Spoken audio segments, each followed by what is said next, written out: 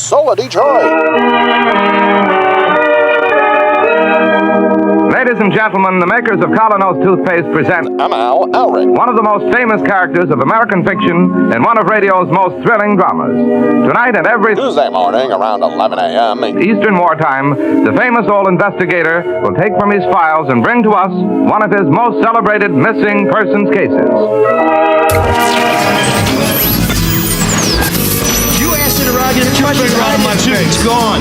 What are you doing? What are you doing? Come on. That is not paid for by them. That is paid for by the people of Detroit. You might be qualified, ML. I'm not qualified for this job. Let me tell you something. You want to go right now? Okay? You want to go right now, Al? Hey kids, it's your old pal ML Elric wearing my green because it was just recently St. Patrick's Day. Oh, that's why you're wearing green? It kind of, I think I look good in green. And it's not easy being green, I've heard, but it's getting easier every March, or starting this March. Yeah, I was going to say. It's kind of bleak for a little while, a little dank for a little while. Isn't it amazing how 1 year can change all that? Well, it's funny, and that's our co-host and producer Mark Fellhauer there. You will not hear the syrupy southern drawl of Shawn Windsor because he is at there he is. Yep. That's kind of a accurate representation of his energy level at this portion of the show. Look, I think this looks like him here. Let's see. Go back to it, Joe, if you can. I mean, it's bald, and it's not saying anything. Yeah, and it's got kind of a frown. What are you guys talking about? All right, sorry. Done screwing around. I'm a funny-looking hand. I'm a small hand. I wish there is something wrong with this hand. That's the problem with it. It's this hand has been in control for too long. Yeah, it's about time to pass the mic there, Shawn. But he is on his way to a press conference with Mr. March, Thomas Izzo, and I don't know if we're going to hear him before the end of the show. So please stick around to find out. If you're watching us on YouTube, we really appreciate you subscribing to our YouTube channel, which is Soul of Detroit. We are trying to get going earlier these days, and as you know, when we start is always a bit of a question. But if you just subscribe to that YouTube channel and hit the bell for alerts, you will get a notification that we are going live. So no matter how flaky we are, you will never miss a show if you just take that simple step to subscribe and hit the bell for alerts. We are over 400 subscribers, not quite to Drew and Mike level. Does Adam Rich, are we past Adam Rich, or is he not on YouTube? I don't think he has a YouTube. That's just Twitter? I don't want to see that live stream right now either for Adam Rich. Oh, is he destitute or? No, he's dead. Oh. I think he died. I think that's why Drew's been chasing him, because he died recently and he has a lot of Twitter followers. He died recently? Yeah, right. Boy, I hope I just didn't kill him. Let me double check. Yeah, I mean, I remember him as Adam from Eight is Enough. Or no, what was his name? Died in January. Nicholas. He was Nicholas. Nicholas, yeah. Enough, right? And it was just, that was a show that I think was on Sunday nights. I used to watch it with my mom, and I just always wanted to smack Nicholas. What? Yeah. America's Little Brother? Yeah, he was terrible. Yeah. So to me, America's Little Brother is Andy Jones from the Pot of Thunder podcast. So if you've never checked that out, they're 10 years in. They just celebrated their 500th show. Great show. He's America's Little Brother, and very, very funny show. But no, Adam Rich, he just was always such a twerp, and it was he was one of those guys that whenever you'd see him on the screen, you always expect that music afterwards, like wah wah, or you're just like, oh, how cute. He was comic relief. Yeah, like Oliver on the Brady Bunch. Oh, God. Oliver was okay for a couple episodes, but after a while, it's like, no, stick with the sheepdog. More charm, more charisma. I do find Eight is Enough fascinating for what has happened to almost every actor on that show, because a lot of them got involved in drugs. Willie Ames. Remember Willie Ames? I knew that nothing good was going to come of Willie Huge Ames. coke. Oh, really? Cokehead. Kristen McNichol's okay, though, right? Don't tell me Grant Goodeve was riding the white horse. I don't know about that. Susan Richardson, though, I think went a little nutty. Okay. Was she the older sister? I believe so, yeah. Okay, yeah. Dick Van Patten is just a tool. And who was the mom? Was it Joyce something? She had kind of that classic TV mom, harmless, kind of not exactly a dingbat, but always expected Diana to bring... Hyland? Oh, maybe. I don't remember. I don't know who that is. But she, she was kind of the one you'd expect to bring in cookies when something terrible happened. It's like, oh, I guess it's okay now. And I got good news for you. Grant Goodeve is doing okay. Okay. Whew. Still alive. No drugs, and is very active in his Presbyterian church in Seattle. So there you go. There you go. He went the wrong way with the 8 is enough crowd. Yeah, as the oldest sibling in my cohort, I am glad to see that Grant Goodeve, like myself, has really blazed a trail for others to follow. Whether they lose their way or not is on them, but at least And I don't want anyone they to have a North Star. I don't want anyone to say that talking about 8 is enough isn't good time well spent. Well, if you listen to us, it's time well spent because you know not to watch the show. It was some of the worst 70s pablum ever. If you like those goofy haircuts and bell bottoms and Willie Ames is like the cool guy with the crazy hair that all the chicks dig and, Because he has all the coke. Yeah. I always confused. I mean, I knew they were different, but I always thought that Joe from Facts of Life and Christy McNichol were kind of the same sort of character. Oh, the tough broad kind of character? Yeah, the tough kind of sassy, but everybody liked her, tomboy. Yeah. And artificial the artificial toughness, yeah. Yeah, but a real doll. What was her name? What was Joe's name? The actress? Yeah. You really expect anybody to know the actress's name from Joe from Facts of Life? Yeah, because everybody knows her brother, Bateman, Jason Bateman. That wasn't Joe. Justine Bateman. Justine Bateman. Are you sure about that? I think so. Yeah, not the hot one. That was. I'm looking it up. Oh, the hot one was that Lisa Wetchell played Blair, right? Blair, that's right. Blair. Nancy McKeon played Joe. Oh, Nancy McKeon. Okay, so Nancy McKeon. All over the place today. No, but Nancy McKeon, Christy McNichol, and Justine Bateman, to me, all interchangeable characters. It was a trope that was in all of those shows. You had to have her. Always the one that had kind of the sneer, the best athlete. The guys liked her. The girls were kind of looked up to her, but she was sort of the tomboy. But ended up on all those posters you had on your wall in your bedroom. Once somebody saw the Farrah Fawcett poster and either stole it or made you cover it up. Bateman was Growing Pains, not Growing Pains, Family Ties. Okay, and who was the woman from what you're talking about, Willis? She never quite filled the same role, I don't think. Wait, well, that's another show that's cursed. Talking about Different Strokes. Different Strokes, yeah. She never quite had that same sort of edge, but there was always a character like that. And Diana McKellar and Danica McKellar, yeah. Yeah, Danica. She had that same sort of, tomboy, but really cute and sassy sort of role.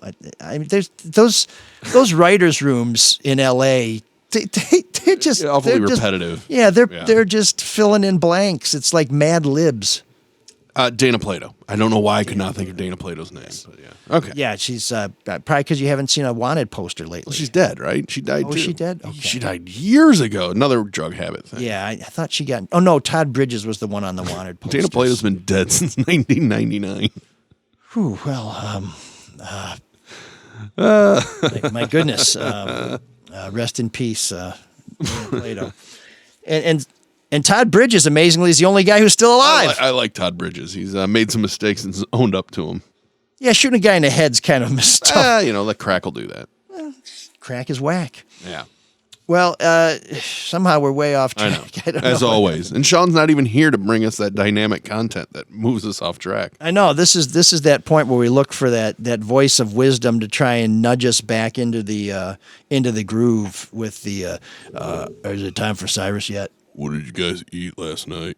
Oh, if you're watching us on YouTube, it looks like Shawn is here, sort of vicariously. Stupid. But no, we hope to have him back next week. Crazy week last week. A lot of basketball. Michigan and Michigan State playing in the postseason. And that's what I was saying off the top about how 1 year can really change how you feel about a program, right? Because Michigan State's back on top now, right? They're in another Sweet 16. What turns out they're the class of the Big Ten, believe it or not. The Windsor Curse. We should probably just set the record straight on the Windsor Curse. he said that the Spartans and the Wolverines looked like they were primed for a deep run in the postseason. Of course, he cursed the Wolverines, kind of made the Spartans tumble, but they recovered their stumble. They recovered their stride and survived. So maybe it's only half a Windsor curse. I'm not really sure. But my man Dan Leach was putting something on social media like, yeah, it's a time for Izzo. I love Izzo, but I just got to say, maybe it's time for Izzo to be gone. And I posted something about, Juwan's not doing so well. And he's like, you couldn't resist why does it it. always have to be a comparison? Well, his whole thing was basically, Dan has been one of those guys we've had a very cordial back and forth. But now that Michigan seems to have the upper hand, he's in full arrogant ass mode. And so when he starts calling out Izzo, are you? No. You're pretty even Steven on this stuff. You have almost that classic Michigan, I know we're really good, but I don't think we're as good as we are, so I don't want to celebrate too much until it's completely over, so I don't feel embarrassed that which means I never thoroughly enjoy the good times. Exactly. Okay. That's my life in general. Schaefer's the same way with Ohio State. They'll be favored by like 15 touchdowns. Like, hey, you want to go to the game? He's like, I don't really want to go to the game with you because in case we lose, I'll be very upset. I'm like, you're favored by 100 points. And you worry about every week your nuts are tight. And like, it must suck to have a dominant team that you can never really enjoy because you're worried that they won't be flawless. Yeah. I'd much rather hope for a miracle than just worry about losing the keys to heaven, which are in my pocket and tied to my wrist. But this idea that Izzo needs to go, that guy's going to go out on his own terms whenever he's ready to do it. Yeah, and I'll give Leach a little grace because he is a sports commentator, but I'm really not big on one side predicting doom for the other side's coach. It's like stick with your team. Sports bagger, gas baggery where you have to say something. Yeah, well, he earlier this season when we had the tunnel incident, he posted something where I said, well, let's wait and see how the investigation plays out. Within like days, he says, that take didn't age very well. And I wanted to go back on his page and say, that Izzo tweet didn't age very well. But I'm not going to do that because you just did. Because I'm a bigger man than Dan. Height-wise, width-wise, he's got me beat. That's not a shot. It's volume. When do they play again? On Thursday. In fact, I was just talking to a teammate of mine after our volleyball game yesterday, and we were trying to plot how we're going to get to Madison Square Garden on Saturday. You're going? I'm considering it. With if they have a late start, we could get up early Saturday, just sort of Jethro it all the way through to the game, crash, and then come back the next day. But it looks like there's some round-trip flights for maybe... He may have had the dates wrong, but like around $200, and that almost seems worth it if you can work out. I would if you can take the time, you pay anything to go see your team play. Yeah, and the whole thing is when you put in gas and tolls and parking your car in New York. Yeah. You're up to $200 right there. Yeah. So yeah, I'm not ruling it. Of course, they have to win on Thursday against Kansas State. Yeah. And a former colleague of mine at Fox 2, Jay Dillon, great guy, went to Kansas State, and he continues to maintain, we are the premier land-grant university. I'm like, no, Michigan State is the premier land-grant. Penn State.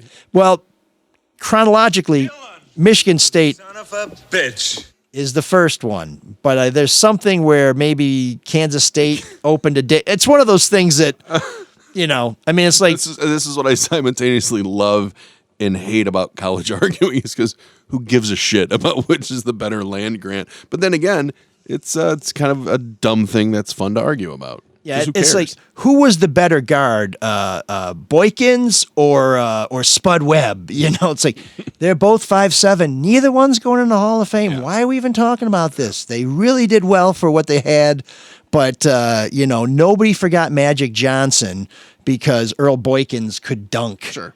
Or Spud. I guess Spud could dunk. Maybe Boykins could too. I don't know. I don't think he could. But anyway. Well, be that as it may. But and Muggsy Bogues was the best out of those.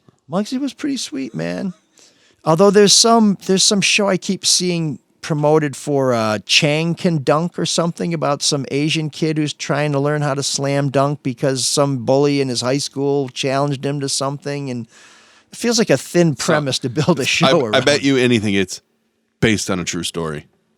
Maybe. Do you remember when Mitch Albom was learning how to dunk? When he first got to Detroit, he wrote a column about taking lessons on how to dunk a basketball because he's vertically challenged. That's ridiculous. What a stupid premise. I mean, it's kind of cool if somebody can teach you how to dunk regardless of what your height is. I don't remember whether he was able to pull it off. Did he ever learn? No. But that was back when Mitch did kind of a lot of Dare Me Don type stuff, where he did a lot of adventures and different experiences and wrote about them, which was kind of cool. Well, I remember he threw a golf ball or something at the Scottish or the British Open. Did he? Yeah, which is like, okay. Wow, is that Celtic pride? What was that? I don't know. Anyway. Jeez. Well, what did you write about this week? Well, before we hype my tripe, let's say a few words for the people who make this show possible. That would be Luke Nowacki of Pinnacle Wealth Strategies and David Hall of Hall Financial. Both gentlemen have businesses that will save you a lot of money. Luke Nowacki will prepare you for retirement. He'll help you make some decisions today that will pay deep dividends tomorrow, and you don't have to worry about it. And David Hall will help you get a good deal if you're buying a house, if you're refinancing, if you need to get some cash out of your house.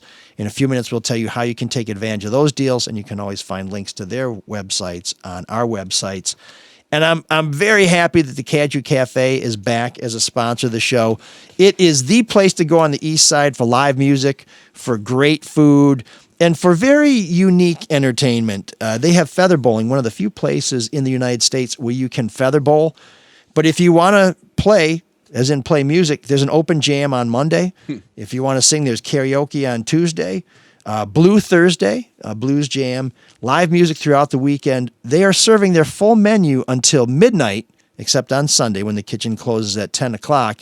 But if you want to have a great time on the East Side, maybe you'll see me there because we had a great time there on St. Patrick's Day and beyond. And on Sunday, too, we kind of put a lot of time in at the old Caju Cafe.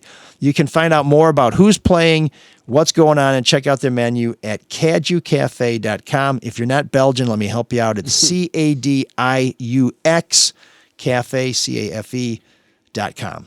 You know, I was always told growing up that I was Belgian. Like, that's where my ancestors came over. I could see Fellhauer, sure. Well, there's a whole adopted part with the last name, so keep that out of here. But then I did the whole 23andMe. Belgian at all. Totally ruined it. So Shar, my daughter, has to do this project on countries. And so we're like, well, let's do Belgium. I'm like, oh, wait a second. Let's look at the 23andMe. No, I'm boring English. That's all I am. 100% English? It's like 50 English and then 40 Swiss and 10 French, which is boring. Well, that makes sense because when we first started the show and I would try and link you to our social media post, it was some guy in Switzerland named Mark Fellhauer. He's like, I am not on your show. I said, yeah. That's funny. I'm friends with him on Facebook. Oh, really? Yeah, he's Asian Mark Fellhauer, spells it the same way, and he lives in Switzerland. Great guy. Damn, could you get him to send us some chocolate or some watches? No, because I don't know him really at all. We're just friends on Facebook. Maybe some gold he shouldn't have? We could repatriate it. No. Oh, okay. That was a World War II Nazi. That's the Swiss reference. That's what the Swiss are known for. You got chocolate, you got watches. Well, their banks are doing great today now. And you got are they? Well, I mean, what was it? Credit Suisse was in a little trouble, but USB bailed them out. I think someone else bailed them out too, so they'll be fine. Oh, good. I love that. You know, everyone's freaking out about banking. It's really a fun environment to live in. Well, I like that the banks are bailing each other out this time because last time, we went deep into the well and then they just paid themselves bonuses. Yeah, and it's funny because the lending, there's a short lending window that the Fed is, the lender of last resort, the federal government, the Fed bank, and they opened a special window for everybody to borrow on these banks. And I'm sitting there going, well, they're just going to use the money they would use their deposits anyways. They're not going to save it to back up any kind of run on their bank. Yeah, no, I don't understand why the government was trying to bail out that Silicon Valley Bank. Well, you max out at $250,000 through FDIC. If you got more cash in the bank than that, shame on you. You should invest it or put it in bonds or something.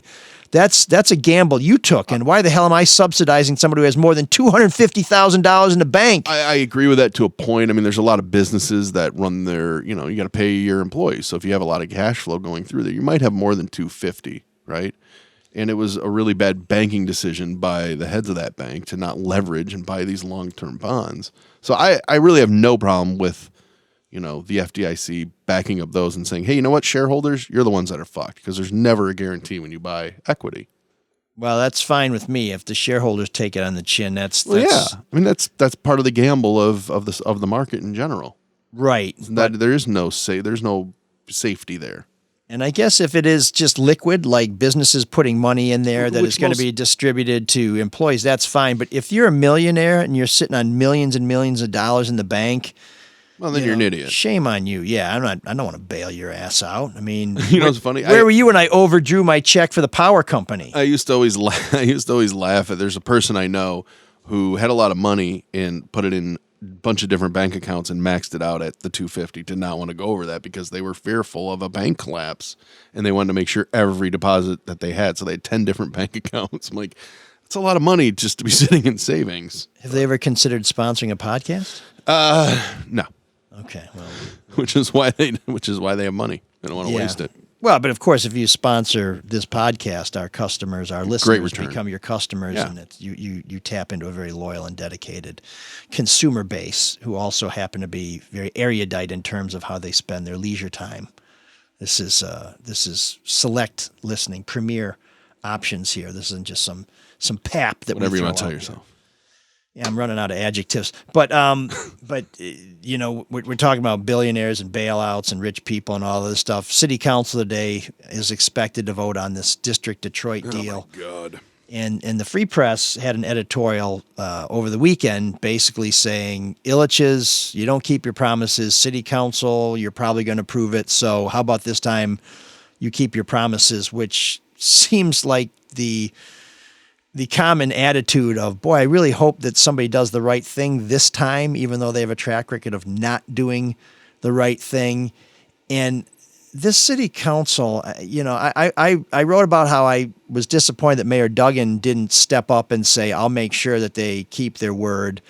I think that would have really gone a long way to giving people some reassurance that these guys might have to live up to their promises, because Duggan is notorious for being a taskmaster. If you talk to anybody who's worked for him, if you go into his office and you don't have an answer to a question that he asked and that he asked you to get before you came back in his office, you are going to get chewed on pretty hard. And if it happens on a regular basis, you ain't going to be coming into his office to do anything other than say, thanks for the opportunity. Would you mind giving me a reference letter, at least not telling my next employer what a bum I was?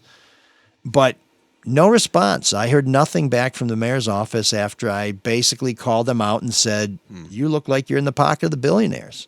You look like you do some pretty tight business with the Maroons, and that you're really happy to let the Ilitches get away with it. And they were... They're not going to respond to that. Why would they respond to that? Well, I mean, if you don't want to be challenged. If you call me a punk, I'm going to say the hell I am. I'm going to come back at you. And I think the volume is very, very, very loud in this case, but that's what annoys me about it, because they had those community meetings and the feedback on it was pretty loud and negative. Like, don't do this deal, right? Or have some guarantees that if they don't do what they say they're going to do, claw them back. And so they pushed the vote back, and then it's just going to pass today. Yeah, well, they have. Is there any chance that it won't pass? Oh, sure. There's a chance. You really think so? Oh, absolutely. And what they'll do is they'll say, no, we need to do more research. We need to hear more. And they've already done that, though. But here's what they do. They put it off. And then they vote for it anyway. Yeah. It's all kabuki theater, with costumes and puppets. And it's just a waste of our time. It's what they did with the Gilbert $60 million tax break. Yeah. They were prepared to vote on the it. recent one, right? The Hudson's. The Hudson's block, until myself and a couple of colleagues at the Free Press pointed out how much money they'd accepted in campaign contributions from Ilitch. Then they stalled for like a month or more. And after being ready to vote for it, they said, we need to learn more about it. It's like, well, if you need to learn more about it, how could you possibly have been ready to vote for it? And in the end, two of the people who had recommended the deal ended up voting against it, even though it was actually a much better deal because Gilbert had to put more things on the table for the city. And I give Duggan some credit there, because I think he's the one who told Gilbert, man, if you want this thing to go through, you better put some sweeteners in that deal. And, if city council is trying to leverage something, I guess we'll see. But there is this community benefits thing where when you want subsidies from the city, you have to meet with these neighborhood advisory committees or councils who tell you what they want. You have to listen to them and provide them with a plan that they'll find suitable. Like some of the things, I went to one of the meetings, they were talking about, if you're going to build these really expensive places in this high rent district and you're going to let people who have less money live there, the parking is going to wipe out whatever they save on rent. So you have to find a way to subsidize parking. And we want you to have a fund to support minority entrepreneurs in the neighborhood. We want you to partner with them to try and bring equity to all businesses there and give opportunities. And there's some interesting things that are in there. And I think when you hear the Ilitches and Olympia Development and Stephen Ross say, well, we put $50 million in community benefits there. When you're asking us for $800 million. Yeah, it's a drop in the bucket. Yeah, and even the loans that you're getting are low interest loans that are forgivable. That's really not that much to ask for. And who's going to enforce it? That's the other thing, is who's really going to hold their feet to the fire? Who can? Well, the mayor and the city council, and in theory, some state officials who deal with some of these things. But I think most of the time, once a deal's approved, they just move on to the next one. Yeah. There just seems to be this attitude that we have to support rich people with their projects.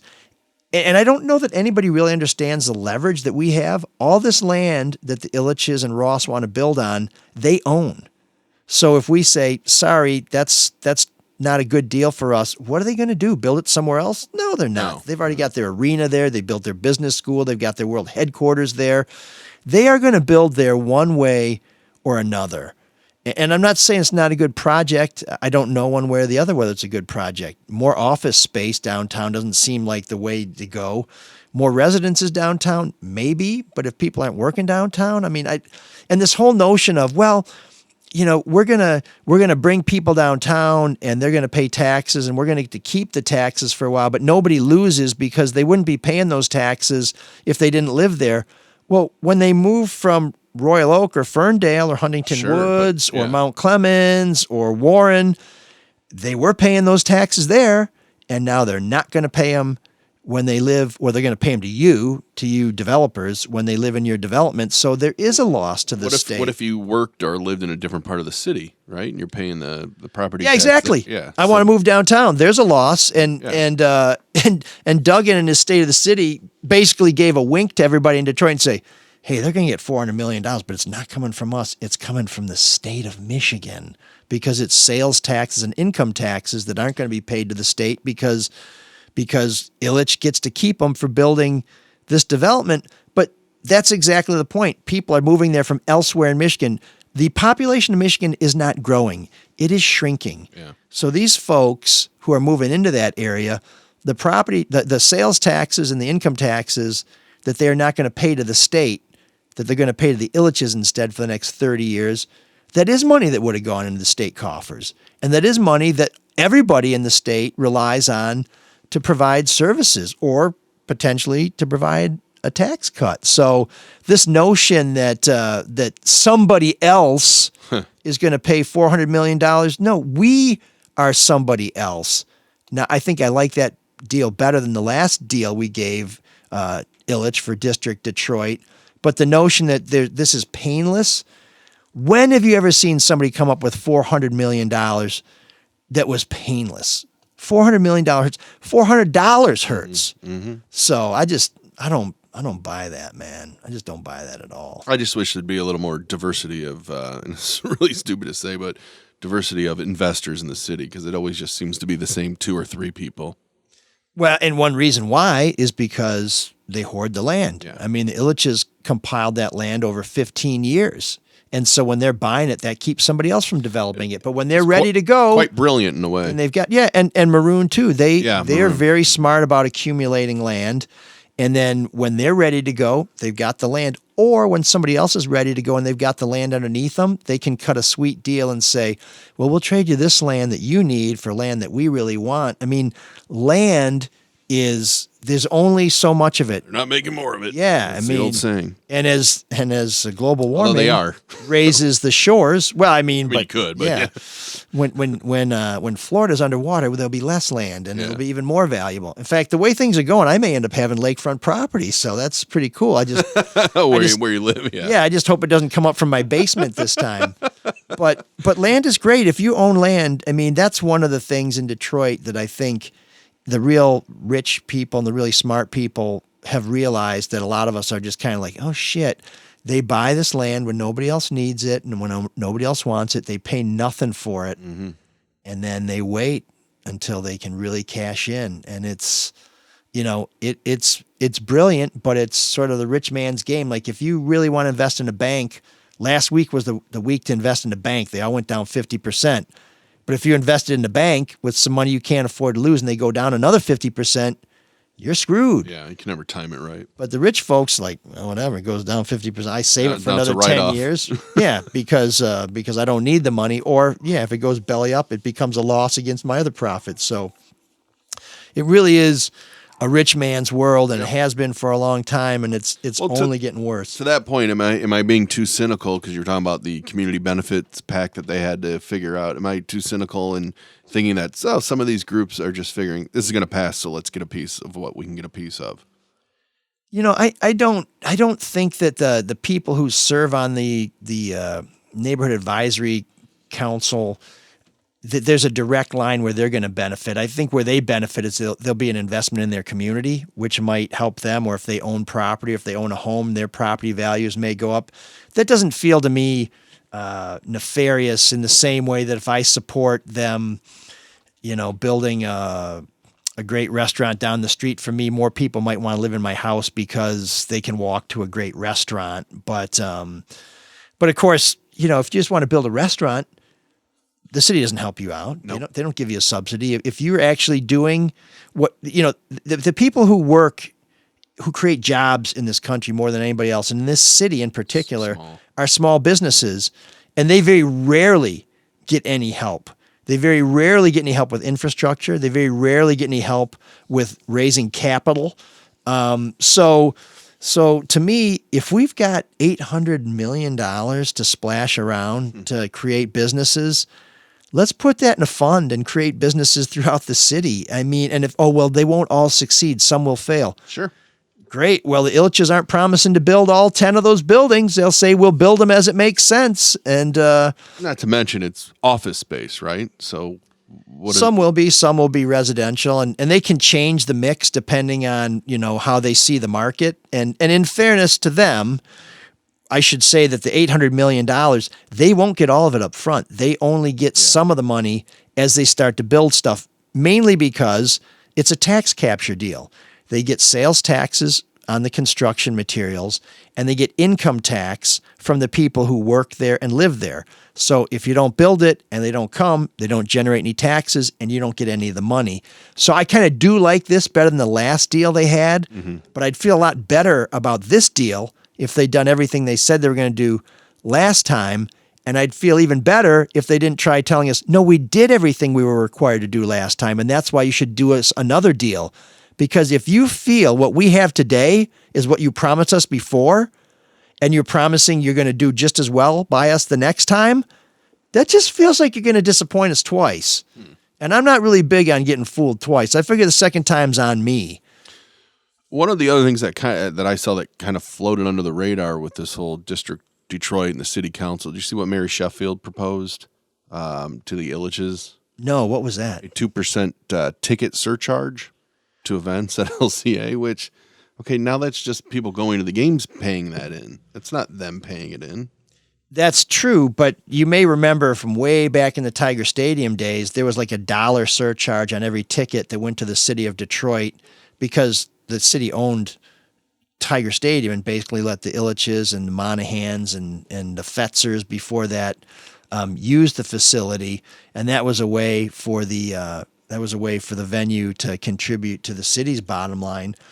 I don't have a problem with that. I mean, look, how many people are getting a VIG on every ticket we buy there anyway? Between Ticketmaster and Live Nation, and I mean, So 2%, that's fine.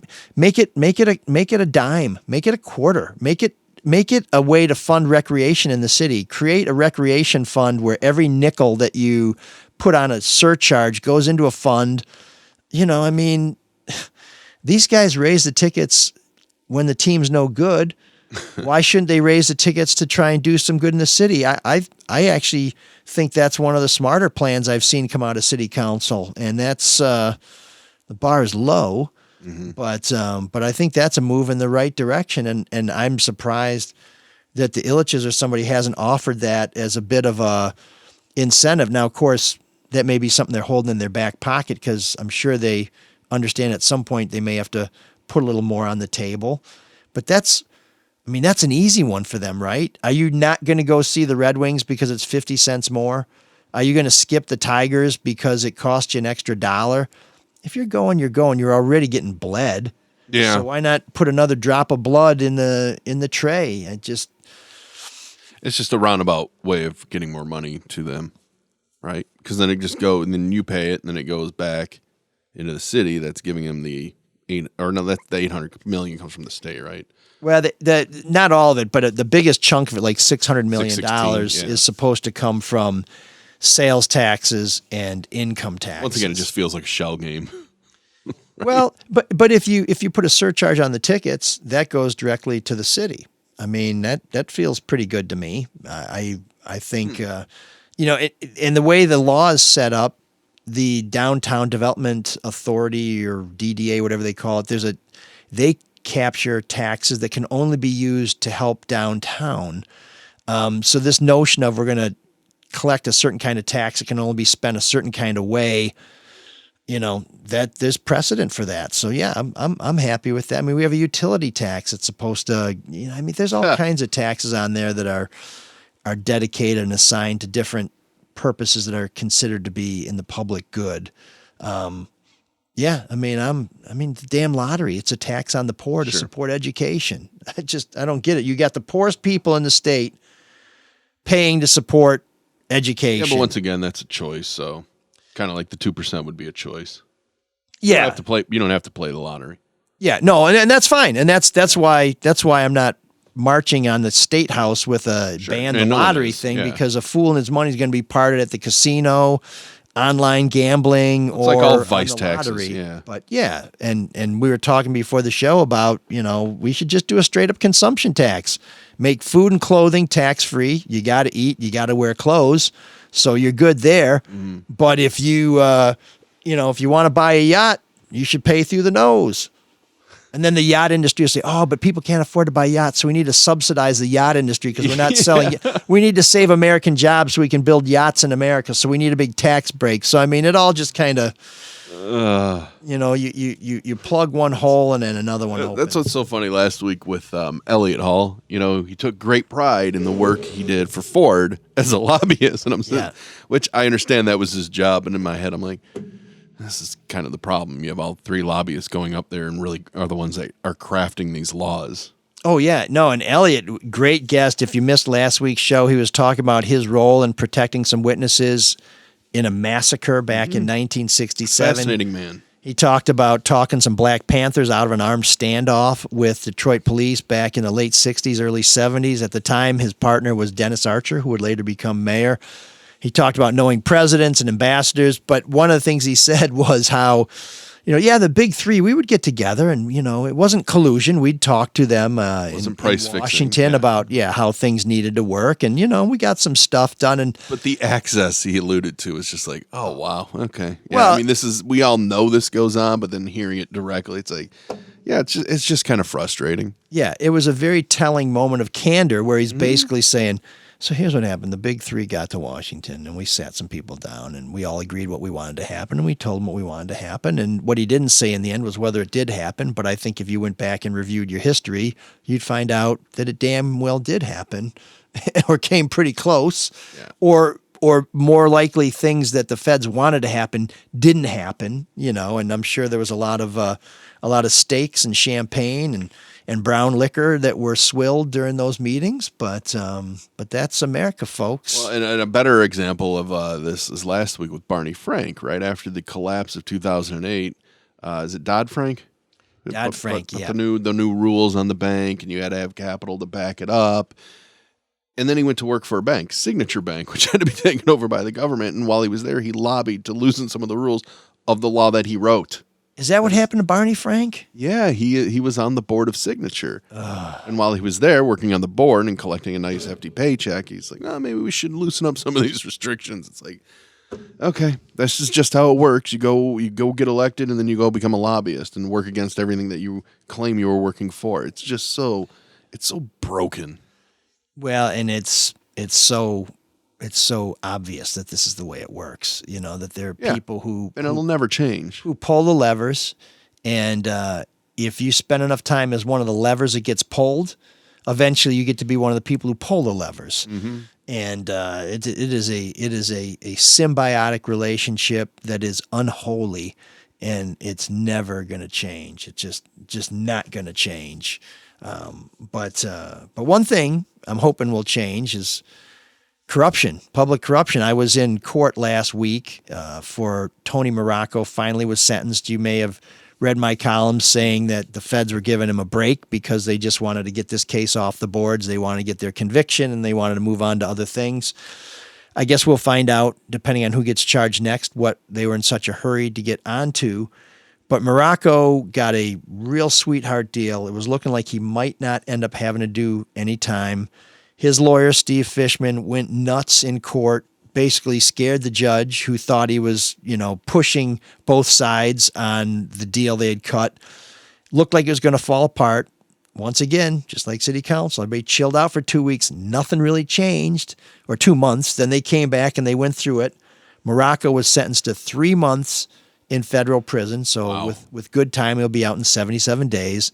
Now, what charges was he facing, and how many years was he facing before the deal was made? Yeah, so originally he was facing 4 charges, and one of them was extortion, and I think he ended up pleading guilty to attempted extortion. And the maximum on these was somewhere around 20 or 25 years. And attempted extortion, as I understand it, also has a hefty maximum sentence. But one of the things about it is the feds use a formula, and you plug in numbers.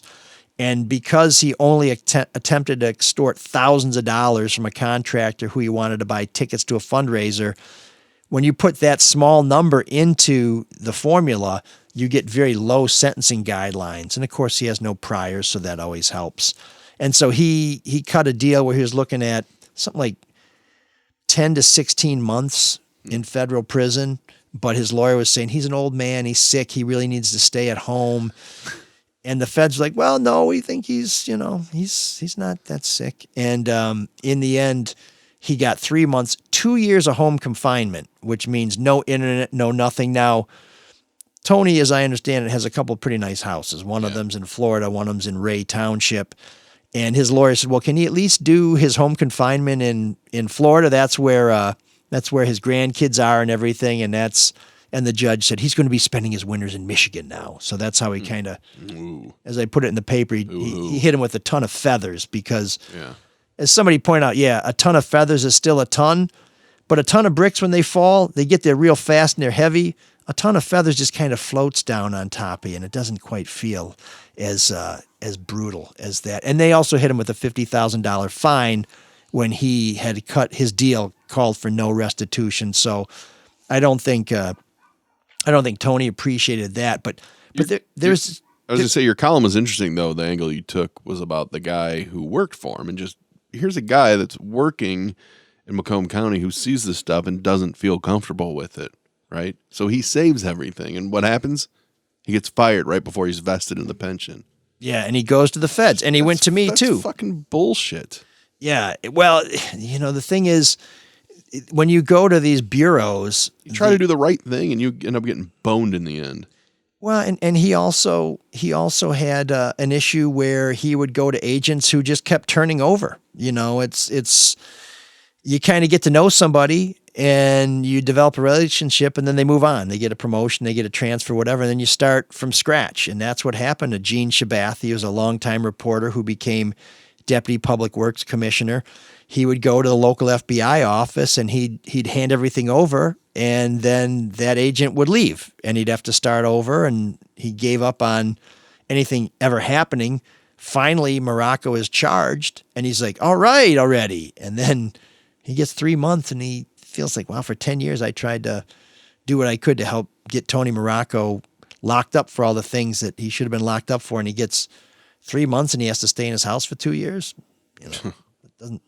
Not terribly punitive. For 23 years. Why would that stop anybody in the future? Yeah, 23 years of crooked deals, and he gets 3 months in Club Fed. I mean, doesn't sound that bad to me. Probably going to lose some weight. And I was reading the comments underneath your column. oh, geez.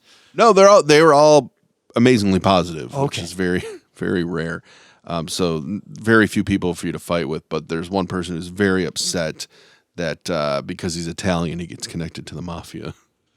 Well, that was a connection that his lawyer made. His lawyer said everybody thinks he's like John Gotti. Without the violence. Yeah. Without the violence. But I don't know. Many ML and many like him in the media are so comfortable connecting Italian culture, Bambino, Nano in a story. Hey, ML, next time, or the next Jewish crook story, make sure you it's okay. So Nano means grandpa in Italian, or that's a nickname in Italian for grandfather. You know, if he was Greek, I would have said so they could go see Papu, you know. Who cares? Yeah, Right? I mean- So that's the only negative response. Okay. Not bad. Well, Well he's done. still mad about losing Columbus Day, I guess. You know, Happy Natives Peoples Day. That's, Everyone's got a beef, right? yeah. I mean, you know how many Irish jokes there are? You know, let's get over it.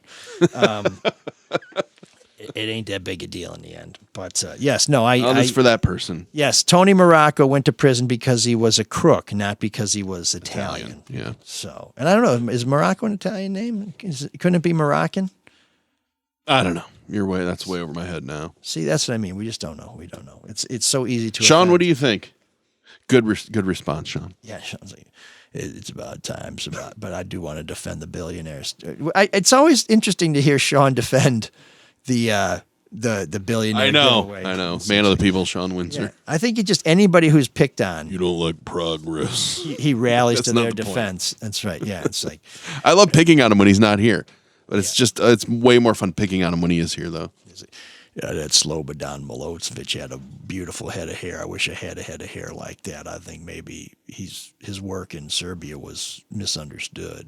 It's like, no, he was a butcher. He was a bad guy. Sorry, there's no two ways about that. I was listening to Drew and Mike the other day, and you guys were talking about the Ja Morant interview with Jalen Rose. Jalen Rose, and Eli had a great point about how, you know, when he was in the media, you would never be in a commercial with an athlete as a member of the media. Now you've got Terry's money, and you got Jim Nance helping to sell, or is it Jim Nance? One of these guys. Nance has a clothing line and ties and a winery. And, Who's the guy who does the Subway commercials with those guys now? Oh boy, I don't know. Nance has been in some AT&T commercials though. Yeah, and I don't know if he is this year, but he has in the past. Yeah, and there's somebody who's like, "Ooh, that's a big sandwich," and all this other crap. It's Nance. Yeah. Yeah, I think. the lines between the media and the athletes are so blurred now that I don't think the sports media, the national sports media, is ever going to ask a tough question to these athletes because they're afraid they won't be invited into the next commercial, which is very lucrative to them. Or you're just going to get cut off. I mean, an athlete, really, it's very easy for them to get a message out now with social media. It's almost like they don't need the traditional media. So what happens if they don't like something? Then you just get cut off. Your access is done. Well, remember when Chad Curtis told Jim Gray, you know, we didn't like the way that you treated Pete Rose, so we all decided we're not going to talk to you. And he says that on camera after the World Series. I'm like, what an asshole. What happened to Chad Curtis? You know, Isn't he in jail? That's one of those guys who left the Tigers. We're not like, oh boy, I wish we had Chad Curtis back. But sorry, bit player on a World Championship team. You know, At least here's your Jim Gray moment. has made a nice comeback thanks to Tom Brady, right? Doesn't he do the podcast with Tom? Yeah, and he also was also hyping up LeBron when he was going to. So I mean, He did the decision. yeah, Jim Gray learned if you bite the hand, you will not be fed. So he decided to lick it. But it's gotten so bad that we don't even have like stooge media people interviewing celebrities. We have celebrities interviewing celebrities. Yeah. And they're just never going to ask the hard questions. Partly because they don't know what they are, partly because they've made the same mistakes themselves, and partly because I think they also don't want the hot shots of the day not to take their phone calls, because their whole cachet to their network and their employers is, oh, I can get this guy to talk to me because we're boys. That's my guy. That's somebody I used to play with, or, I can speak the same language. And it just, to me, the national sports media, unless you're watching the game, don't tune in early and don't stay late, because it's all just... Except... There is one group of guys I will do that for, but I like the NBA, but we get to see him this time of the year too. I really like hearing Charles Barkley talk about it, because he'll pull no punches. He'll say, you're being stupid or whatever. And Kenny too. And I like hearing those guys talk about, certain issues going on. And that's what needs to happen. Eventually you're going to find players calling out other players. I think Patrick Beverley actually spoke and said, hey, Ja, this whole culture of rap and violence, this is not something you want to be directly associated with, because it's the kind of shit that happens. I don't know how you would get the message out to the athletes that are doing this kind of thing other than their contemporaries. I guess so, but I think... And I don't like blaming things on any cultural aspect, And I mean, there's been different corners of culture that have been bad for decades, right? I remember the whole Satanism Tony Morocco. aspect in the 80s, right? Yeah.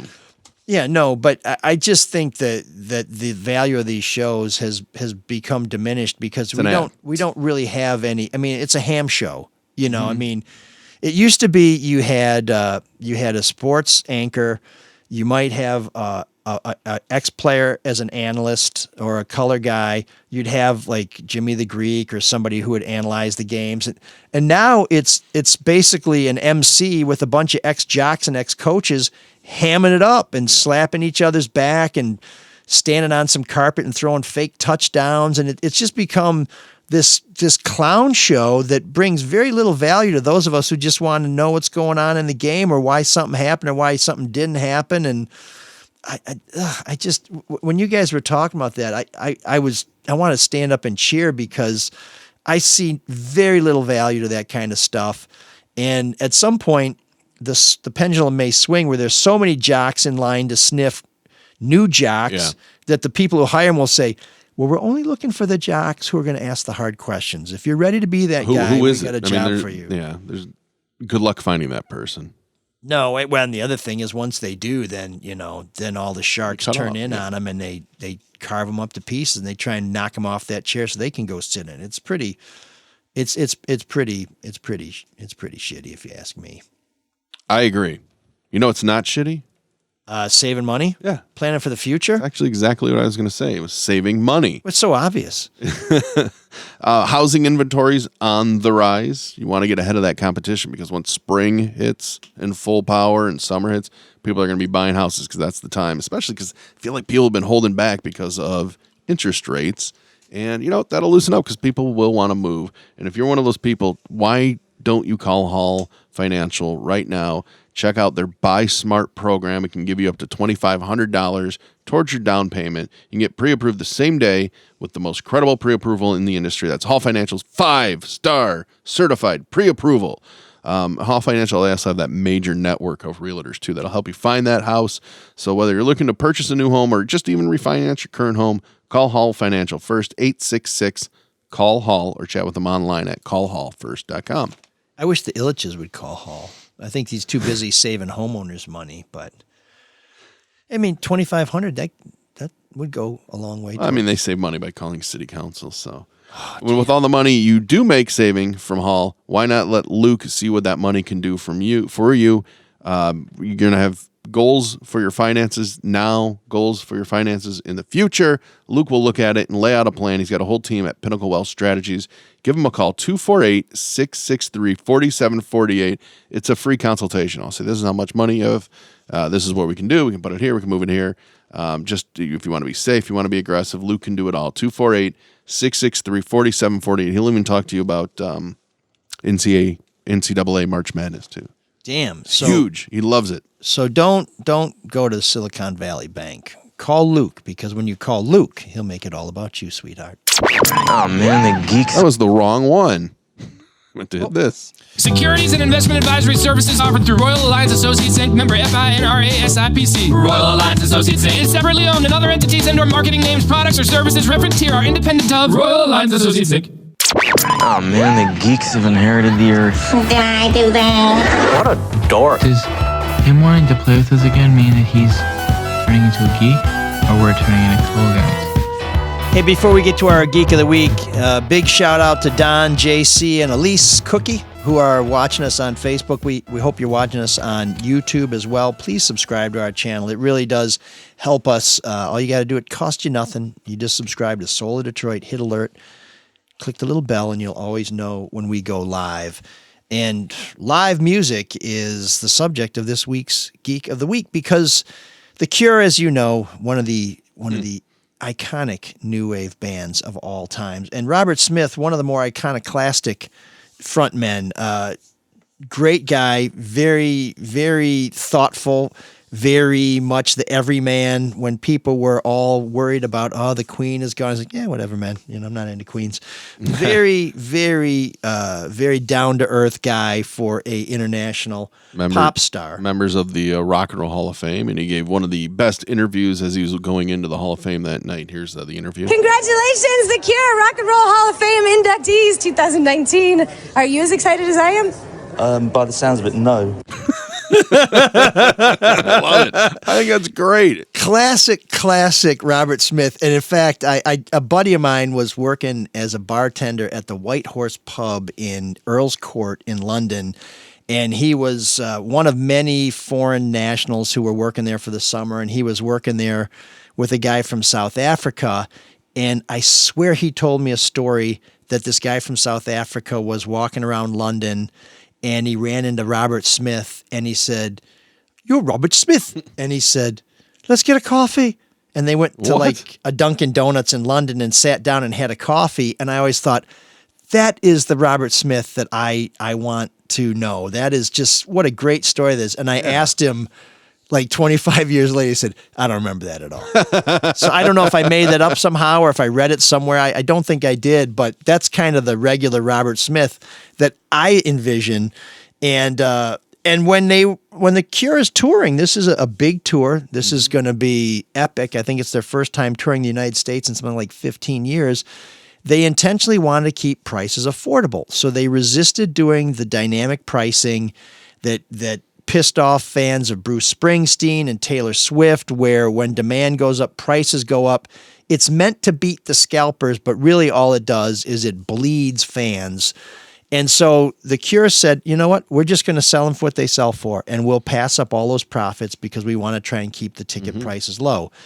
Come to find out, there were people who bought some of the lower price tickets, which probably still were not super cheap, that were paying more in Ticketmaster fees than they were for their ticket to the show. Ticketmaster, of course, is shameless. It's damn near monopoly, and they have no conscience whatsoever. But so The Cure, there was one screenshot, by the way, that a person put out there. They bought 4 tickets that were $20 tickets, and their total charge was $172. Yeah. So for those of you that don't have a calculator at home or an abacus, that means $80 worth of tickets that they paid $92 worth of fees. And by the way, some of those fees, if you look at it, are called convenience fees. Yeah. So you don't have to print the tickets. You don't have to mail me the tickets. And it's convenient to me. Why? Because I have to get your app. I have to make sure that I have a signal when I go in the door with the phone. I can't transfer. I can't use a screen grab. That does not feel convenient to me. And then there's a service fee, and then there's a facility fee. Why don't you just why don't you just say, I'm jamming it up your ass for $10 for the privilege of going to this show? You're going to suck the pipe, you know, and just be honest with us for the usury fees that you put on there. Anyways, I understand Ticketmaster has rolled back some of the fees, but for trying to get away with it again and again and again, Ticketmaster, you're my Geek of the Week.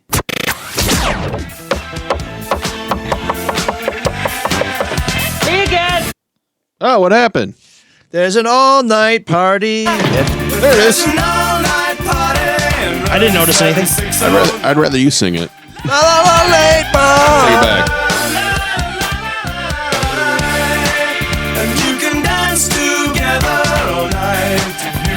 time.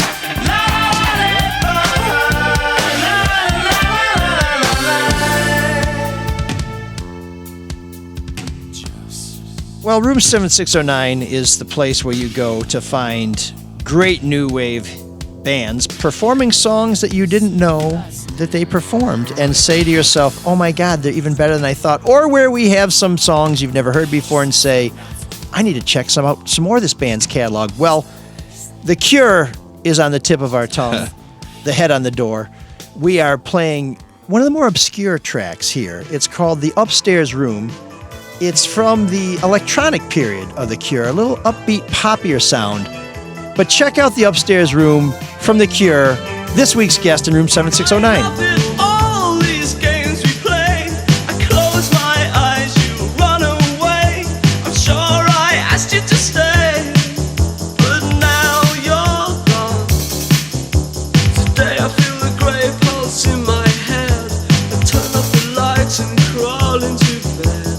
Try to think of sunshine, my body goes wet with the first crash of thunder. I don't think I could know anyone but you, that's for sure.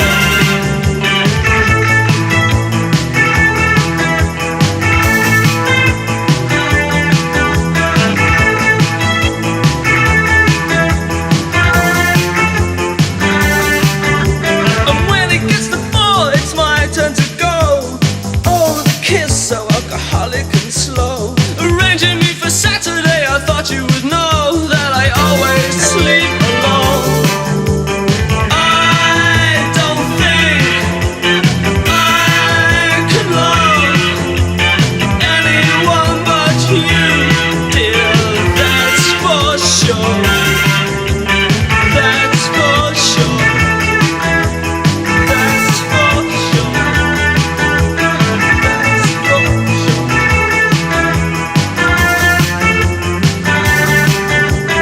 Upstairs room is cool and bright.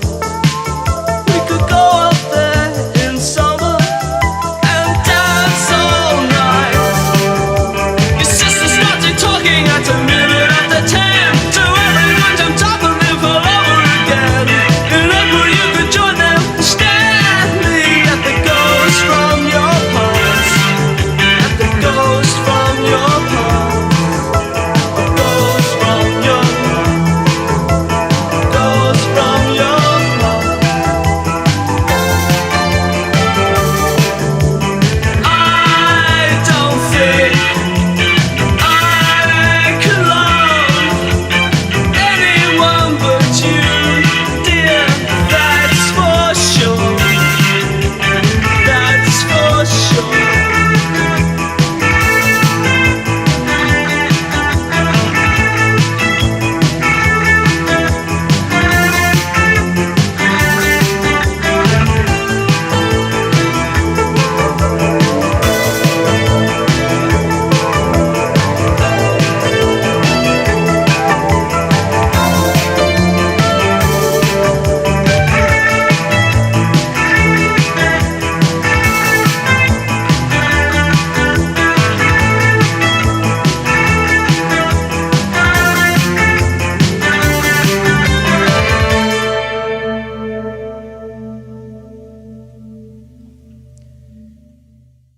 I really don't need to tell you that that's The Cure.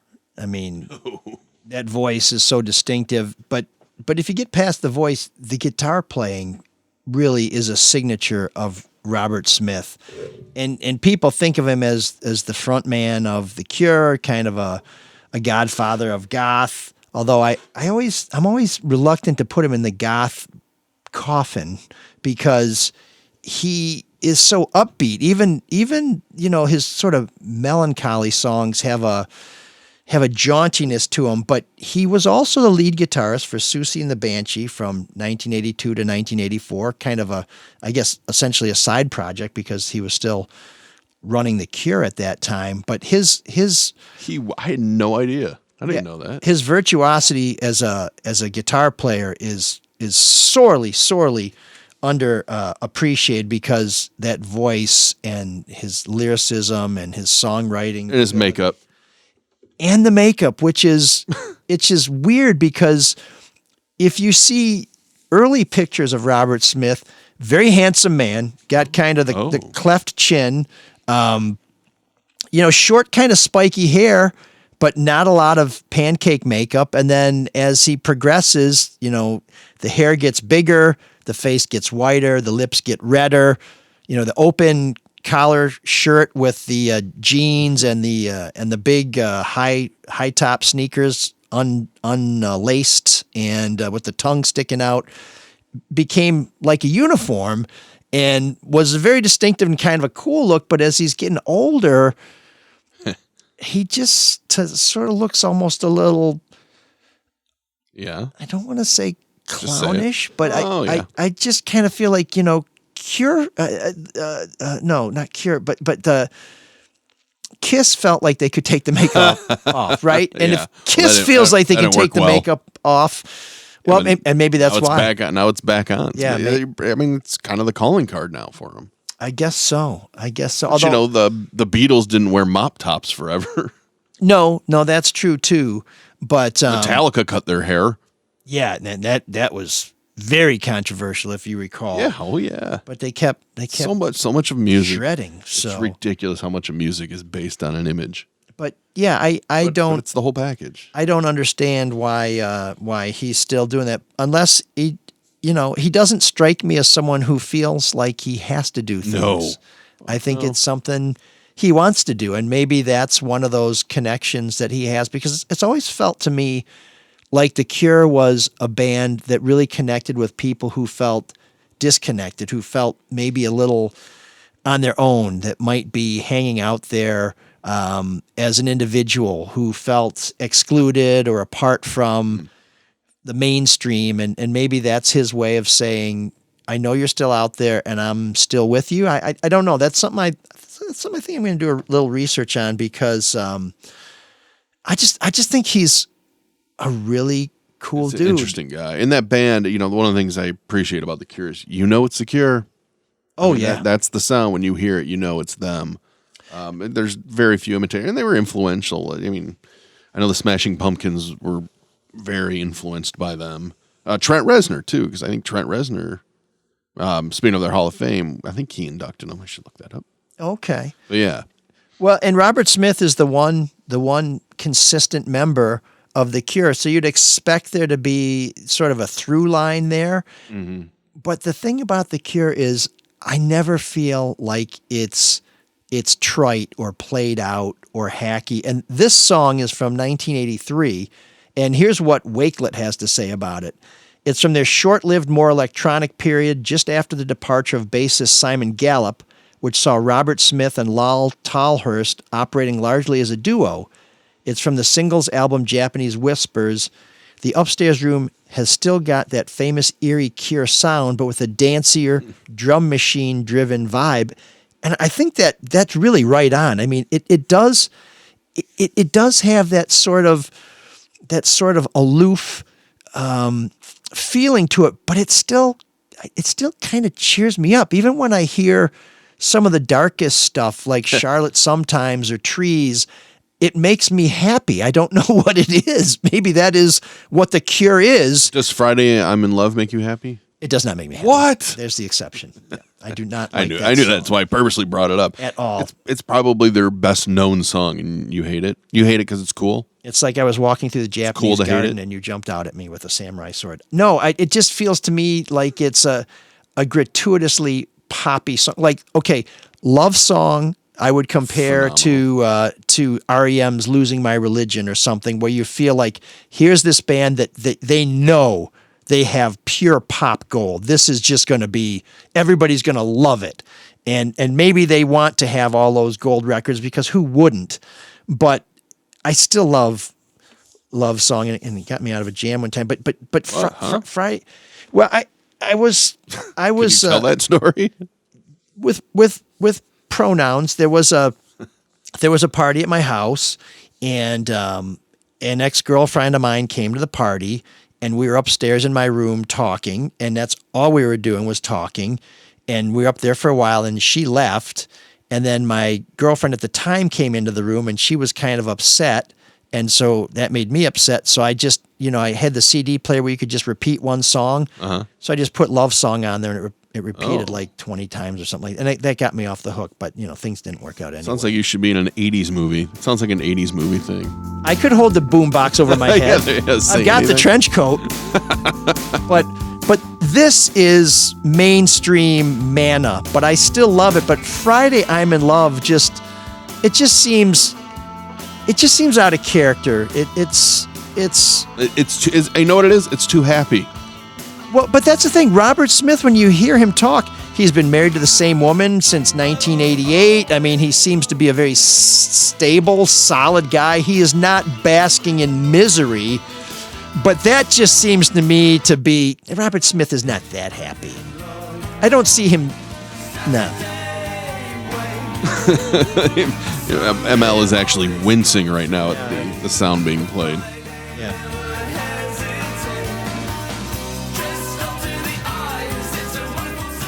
It's not a bad song. It's not a bad song. It feels like somebody else wrote it for him. I love finding your opinions on pop culture. They are fascinating to me. Oh, man. But they're very strongly held opinions, too.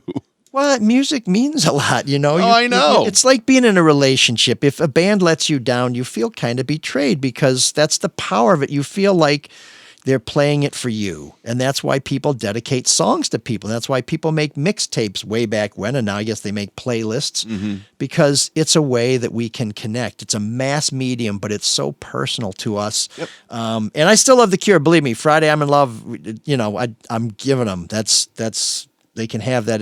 I'm not gonna let it get between us. But if I do go to the show, I know I'm gonna hear it, and I know I may go stand in line for a beer, which will also be marked up, and plenty of space. Maybe I'll be paying an extra 2% for that tax if it goes through. But we love your suggestions from Room 7609. We are going to be getting into a little motif that I suggested way back when of pop songs or more mainstream songs that have either sampled or are very derivative of new wave tunes. So that's going to be coming up later this month. But please keep your suggestions coming. You can send them to mlsoulofdetroit@gmail.com. You can also donate to us if you go to our website, which is mlsoulofdetroit.com. Only one donor this week, the reliable Bryant. So we appreciate that Thank support. You, he keeps us going, and you can help us too. We do have some feedback, and that feedback was also sent to us at mlsoulofdetroit@gmail.com. Actually, I should correct myself. We don't really have any feedback. We did get an email that said, "Get this guy on the show," and it was the murderer Shawn Windsor. So we have neither the murderer Shawn Windsor or the real Shawn Windsor. J Flo posted to this may have been to Twitter with the picture of Shawn Windsor, and it describes him as a American man convicted of killing his estranged wife. Of course, our Shawn Windsor loves and cherishes his wife and everybody in his family. So I like the idea of getting the real murderer Shawn Windsor on, and then you can get the Asian Mark Fellhauer in Switzerland. Oh, they can do a show together. Unfortunately, they have a lot in common. There's only one NML Elric, so I guess I'd have to host that hybrid show. But I'm willing to spend some time with the watchmaker. There's got to be another Michael Elric somewhere. Well, there's a British actor named Michael L. Fick. That's not the same thing, but nice try. But he was in a movie with it was The Craze with the two brothers from Spandau Ballet. I can't remember their names. Oh God, we've talked about this before, haven't we? Yes, the Kemp brothers. Yes, yeah. He's in a movie with the Kemp brothers where the Craze they're drafted into the military, and they're in the barracks because they're in the stockade because they've punched their sergeant because they want to go home and have tea with their mom. And Michael Elphick looks at him and says that they can make a lot of money because people will be scared of them. And he says, Says, I don't know what it is about you boys, but you scare the shit out of me. And Michael Elphick, great actor, no relation. There's a lawyer named Michael Elric, so you guys would have a lot in common. Oh, God. I hope he's not a slip and fall guy. I can't tell. Don't answer. If he is, I don't want to know. I don't want to know. But so the only other feedback we got this week, and I just tell you, I'm going to decline the invitation, but I got something that says the Illuminati is an elite organization that bestows on its members wealth, power, and fame, and its teachings are beneficial to the world and knowledgeable to its followers. And there are certain benefits entitled to new members of the Illuminati, like $1 million US cash as a welcome, a personal house, and an official car. What? Would you love to be a member? That's how they get members in the Illuminati? I don't know. That's what Dr. email? Aenor asked me. I'm trying to see if it means something backwards. Roni he? No. But so yeah, Dr. Aenor is asking me if I'd like to join the Illuminati. Sign Shawn up. All I can say is, how do you know I'm not already a member? There you go. But for those of you listening, I'm going to decline this most generous information. So please get back to us with an email, mlsoulofdetroit@gmail.com. Shawn is not with us today because he had a press conference as we speak with Tom Izzo. Hopefully learning the keys to victory and not cursing them. We look forward to having Shawn rejoin us next week.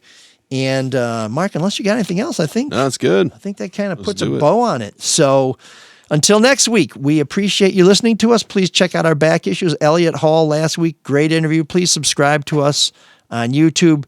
Rate us even if you hate us. And Cyrus, until next week, we turn to you to take us out. Can you dig that? Can you dig it? Can you dig it?